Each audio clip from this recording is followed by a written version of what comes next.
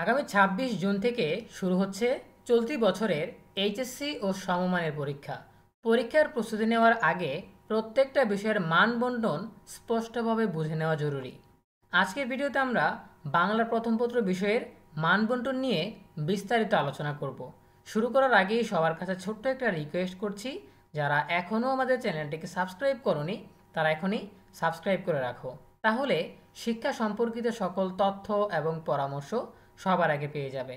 প্রিয় শিক্ষার্থীরা, তোমরা যারা চলতি বছরের অর্থাৎ 2025 সালের উচ্চ মাধ্যমিক সার্টিফিকেট বা এইচএসসি পরীক্ষায় অংশগ্রহণ করবে, তোমাদের বাংলার প্রথম পত্র বিষয়ের মান বন্টন কীরকম হবে। প্রথমে আমরা আলোচনা করি সৃজনশীল অংশ নিয়ে। সৃজনশীল অংশের জন্য মোট সময় থাকবে 2 ঘন্টা 30 মিনিট অর্থাৎ 150 মিনিট।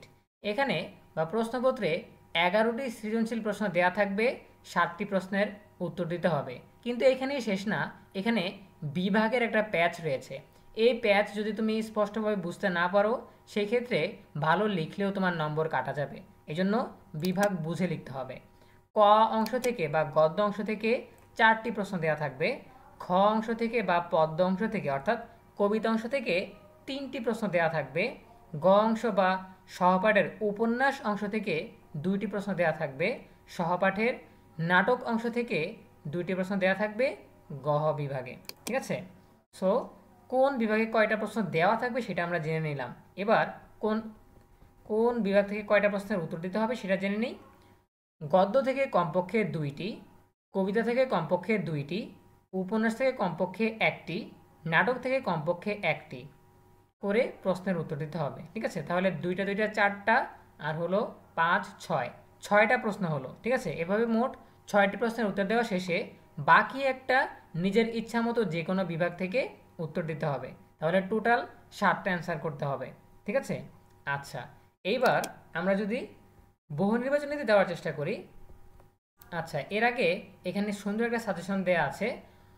তোমরা যদি প্রত্যেক সৃজনশীলে 20 মিনিট করে সময় নাও, ঠিক আছে, 20 মিনিটে একটা সৃজনশীল লিখে শেষ করার চেষ্টা করতে হবে। তাহলে 7টা সৃজনশীলে টোটাল 140 নম্বর হচ্ছে।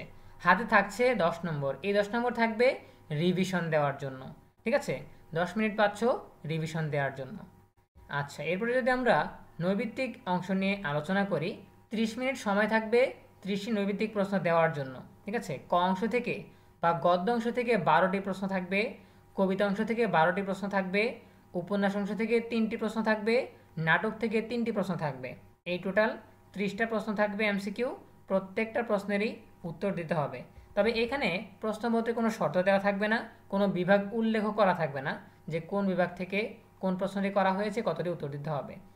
কোনো বিভাগ উল্লেখ করা থাকবে না, এলোমেলোভাবে প্রশ্নগুলো সজ্জিত থাকবে, সবগুলো প্রশ্নেরই উত্তর দিতে হবে।